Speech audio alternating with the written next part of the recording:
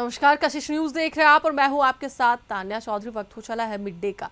RCP Singh की party का जनसुराज में विलय हो गया है और पीके ने जेडीयू कार्यकर्ताओं को भी ऑफर दिया है। उधर जेडीयू ने आरसीपी और प्रशांत किशोर पर हमला बोला और दोनों को छूटा हुआ कारतूस बताया है। पार्टी प्रवक्ता नीरज कुमार ने कहा कि दो छूटे हुए साइलेंट करप्ट लोग मिले हैं, इससे क्या फर्क पड़ता है। उन्होंने कहा कि आरसीपी नालंदा से चुनाव लड़ने की घोषणा करे, चुनौती देता हूं, मुखिया से भी कम वोट मिलेगा। आप जानते हैं बहुत बड़ी पार्टी है, 18 करोड़ लोग की पार्टी है। हम लोग बैठे नहीं रह सकते, तो हमने अपनी पार्टी बना ली। आप कहिएगा आप काहे कर लिए, तो मैंने बताया ना आपको कि हम भी जब से पार्टी बनाए हैं क्षेत्र में घूम रहे हैं, प्रशांत जी भी क्षेत्र में घूम रहे हैं। जब हमने देखा सब लोगों से हमारे साथी है, तो देखिए हमारा 2025 का चुनाव है।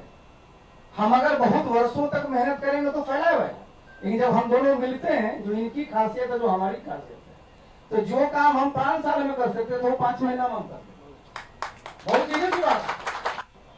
आप जानते राजनीतिक साथी कार्यकर्ताओं से भी आग्रह करता हूं कि आपको रास्ता दिख रहा है, अगले 1-2 महीने में तुरंत ज्वाइन कीजिए, उस मृत्यु हुई नाव को छोड़िए, क्योंकि अब नीतीश कुमार ना वो दल चला रहे हैं ना वो दल चला सकते हैं।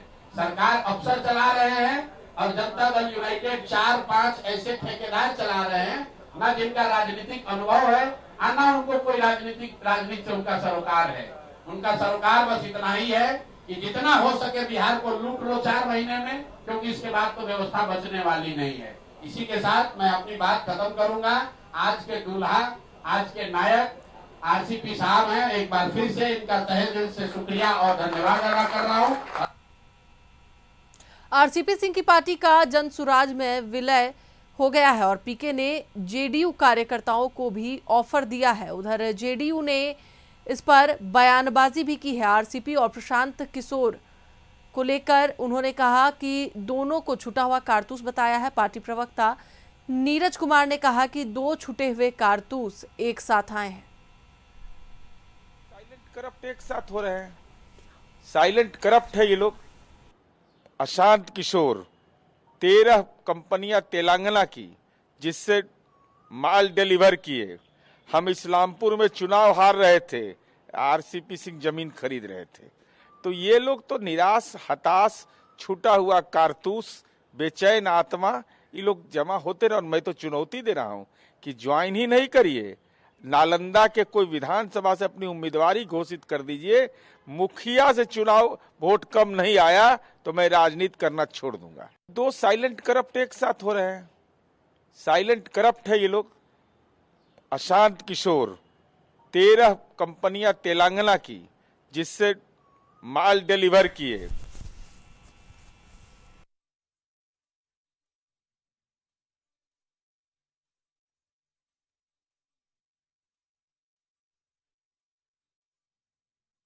इसी पर अधिक जानकारी के लिए हमारे सहयोगी आशुतोष जुड़े हुए हैं, उनसे बात करेंगे।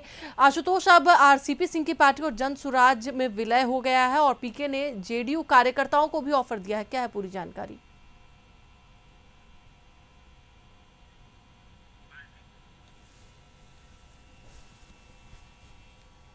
स्वाभाविक तौर पर देखना होगा कि पीके की पार्टी को कितना बल दे पाते हैं आरसीपी सिंह। हालांकि इस दौरान पीके ने जेडीयू के कार्यकर्ताओं से अपील की है कि वो भी अब जनसुराज का दामन थामें। और चूंकि जेडीयू में अब नीतीश कुमार की कोई बहुत भूमिका नहीं रह गई है, अब कुछ लोग हैं जो जेडीयू को चला रहे हैं, ठेकेदार टाइप के लोग जेडीयू को चला रहे हैं और जेडीयू में अब समाजवाद की कहीं कोई गुंजाइश नहीं दिख रही है। ऐसे में ऑफर को जेडीयू के कार्यकर्ता स्वीकार करें और प्रशांत किशोर के साथ आएं। देखिए, सबसे बड़ा ये सवाल है कि आरसीपी सिंह के प्रशांत किशोर के साथ जाने के बाद कितना बदलाव महसूस होगा। आपको याद होगा कि आरसीपी सिंह जब नीतीश कुमार से अलग हो रहे थे तो ये माना जा रहा था कि जेडीयू में बहुत बड़ी टूट हो जाएगी, जेडीयू में भूचाल आ जाएगा, लेकिन वैसा कुछ नज़र नहीं आया। जेडीयू छोड़ने के बाद आरसीपी सिंह बीजेपी से भी जुड़े, लेकिन वहाँ भी कुछ आरसीपी सिंह खास नहीं कर पाए। और उसके बाद आरसीपी सिंह ने आशा नाम की पार्टी बनाई, उसके ज़रिए भी ये माना जा रहा था कि कुछ बड़ा खेल हो सकता है, लेकिन वहाँ भी कुछ खास नहीं हो पाया। आपको याद होगा कि जब नीतीश कुमार और बीजेपी के राह अलग अलग हुए थे, उसी वक्त आरसीपी सिंह ने बीजेपी को सपोर्ट देना जारी रखा था। यानी मोदी सरकार में आरसीपी बने हुए थे नीतीश कुमार की नाराजगी के बावजूद भी, और ये माना जा रहा था कि अगर आरसीपी बीजेपी के साथ आते हैं तो हो सकता है नीतीश कुमार की पार्टी यानी जेडीयू टूट जाएगी और बहुत बड़ा धड़ा जो है वो बीजेपी के साथ जुड़ जाएगा। लेकिन ऐसा कुछ होता दिखा नहीं। आशा पार्टी भी आरसीपी सिंह ने बनाई और आशा के जरिए गोलबंद करने की कोशिश की अपने जेडीयू के कार्यकर्ताओं को, पुराने वर्कर को, लेकिन वहाँ भी असफलता उन्हें हाथ लगी। अब प्रशांत किशोर एक उम्मीद बन करके उनके सामने आए हैं और उन्हें लगता है कि प्रशांत किशोर के जरिए वो अपने लक्ष्य को हासिल कर सकते हैं। लेकिन जो परिस्थितियां दिख रही हैं उसमें ये बहुत कठिन नजर आता है, क्योंकि अगर पीछे के बैकग्राउंड को देखें, जैसे प्रशांत किशोर की हम बात करेंगे, प्रशांत किशोर अपील कर रहे हैं कि जेडीयू के कार्यकर्ता अब उनके साथ आकर जुड़े। जब आरसीपी सिंह के साथ जेडीयू के कार्यकर्ता नहीं जुड़ पाए, जेडीयू के नेता नहीं जुड़ पाए, वैसे भी नेता उसमें शामिल थे जिन्हें आरसीपी सिंह के मदद से कभी टिकट मिला था, कभी संगठन में बड़ा पद मिला था, वैसे भी नेता नीतीश कुमार का साथ नहीं छोड़ पाए। तो ऐसे में आरसीपी सिंह और प्रशांत किशोर की अपील कितना कारगर साबित होगी वो देखना दिलचस्प होगा। हालांकि इस मिलन समारोह के दौरान प्रशांत किशोर ने दावा किया कि एक बदलाव की नई तस्वीर देखने को मिलेगी। 2015 में जब लालू नीतीश एक साथ आए थे उस वक्त भी भूमिका कहीं ना कहीं प्रशांत किशोर और आरसीपी सिंह की थी, जिसके कारण से नीतीश कुमार दोबारा सत्ता में आ पाए थे। 2015 में एक अलग सा मैंडेट मिला था, लेकिन अब वो परिस्थितियां वहां नहीं है, क्योंकि अब आरसीपी सिंह प्रशांत किशोर के साथ हैं। ये प्रशांत किशोर का मानना है कि आरसीपी सिंह अब जनसुराज के साथ हैं, तो एक बार फिर से वो पुरानी जोड़ी बनी है और इस बार फिर से बदलाव की लहर दिखेगी। तो देखना दिलचस्प होगा कि आगे किस तरह की परिस्थितियां बनती हैं, जनता कितना एक्सेप्ट कर पाती है इस जोड़ी को, इस पर भी सबकी निगाहें टिकी होंगी। जी बिल्कुल आशुतोष, जैसा कि अब चुनाव नजदीक आ रहा है और ऐसे में जो पार्टी है वो एक इधर से उधर होना शुरू हो गई है। जो लोग हैं वो इस पार्टी को छोड़कर दूसरे पार्टी का दामन थामने में लगे हुए, लेकिन ऐसे में दो पार्टियों का विलय होना कहीं ना कहीं देखा जाएगा कि चुनाव में इसका असर भी होगा। देखिए, जैसे जैसे चुनाव आएंगे इस तरह के दल बदल का खेल बहुत बड़े पैमाने पर चलेगा, इसमें कोई नई बात नहीं है। लेकिन इतना ज़रूर है कि प्रशांत किशोर की जो भूमिका रहेगी वो कहीं ना कहीं एक तीसरे पक्ष के रूप में भूमिका रहेगी।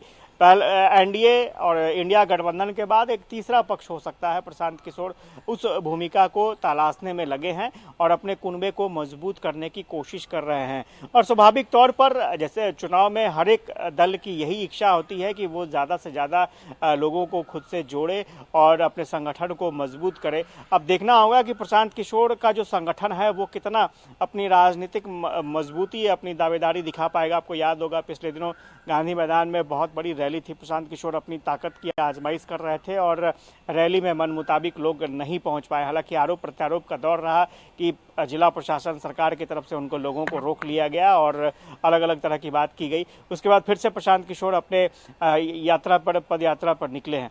लेकिन ये चुनावी माहौल में किस तरह से उनकी पार्टी, उनका दल लोगों को इकट्ठा कर पाता है, कार्यकर्ताओं को एकजुट कर पाता है, उसका क्या इम्पैक्ट होता है, जनता कितना भरोसा कर पाती है, ये फिलहाल कहना जल्दबाजी होगी। देखना दिलचस्प होगा कि आरसीपी सिंह के आने के बाद कितना गोलबंद कर पाते हैं आरसीपी सिंह, जेडीयू के वोट बैंक को कितना मोबिलाइज कर पाते हैं जनसुराज के पक्ष में, उस पर भी सबकी निगाहें होंगी। जी बिल्कुल आशुतोष, लेकिन सबसे बड़ी बात यह है कि अगर दोनों पार्टी का विलय हुआ है और जिस तरीके से जनसुराज जो है पिछले बार अगर हम लोकसभा की बात कर ले या फिर जो उपचुनाव हुए थे विधानसभा के सीटों पर, उसमें भी कहीं ना कहीं उनकी दावेदारी जो थी, उनकी जो पार्टी की जो दावेदारी थी वो एक बड़े पैमाने पर नजर आई थी। और इस बार तो उन्होंने पूरे बिहार का दौरा किया है और लोग भी से प्रभावित हुए। तो क्या जनसुराज एक बड़ी पार्टी की तौर पर निखर के आएगी? क्या जनसुराज इस बार वो काम कर पाएगी जो विधानसभा में नहीं हो पाया, उपचुनाव में नहीं हो पाया, लोकसभा में नहीं हो पाया? देखिए, उपचुनाव जो विधानसभा का उपचुनाव हुआ था उसमें ये माना जा रहा था कि कुछ बड़ी भूमिका निकलकर जनसुराज की आएगी, लेकिन हुआ क्या? आप देखेंगे कि 2 सीटों पर जनसुराज वोट कटवा पार्टी बनकर रह गई। इसके अलावा 2 सीट थे जहां पर उनके उनके उम्मीदवार को अच्छे वोट नहीं आए। तो स्वाभाविक तौर पर एक मैसेज जरूर गया कि अभी फिलहाल जनसुराज की जो भूमिका लगती है वो एक वोट कटवा पार्टी के रूप में नजर आ रही है। तो अपनी इमेज को कैसे जनसुराज बचाएगी, क्योंकि आप देखेंगे कि सीधा यहाँ पर दो ध्रुव दिखाई दे रहे हैं। एक तरफ इंडिया गठबंधन है और दूसरी तरफ एनडीए गठबंधन है। तो ऐसे में सवाल ये उठ रहा है कि इन दोनों के ध्रुव के बीच में तीसरे ध्रुव को पब्लिक कितना पसंद करेगी।